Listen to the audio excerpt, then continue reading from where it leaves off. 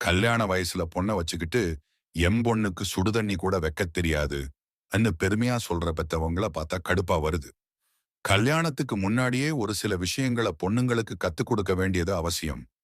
தினமும் வீட்டை கூட்டு, பாத்திரத்தை சுத்தமா கழுவி பழகு. உன் துணிய நீ ஏத்து வச்சுக்கோ. வாரம் ஒரு தடவை பாத்ரூம் கழுவு. சமையல் கத்துக்கோ.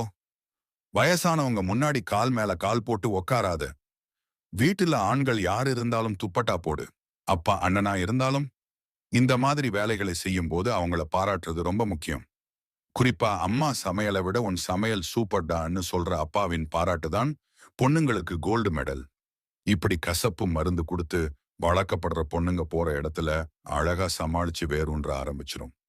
ஆனா இது எதையும் கத்து கொடுக்காம வளர்த்துற பொண்ணுங்களுக்கு போற இடத்துல சமையல் செய்ய சொன்னா கூட கோவம் தான் வரும்.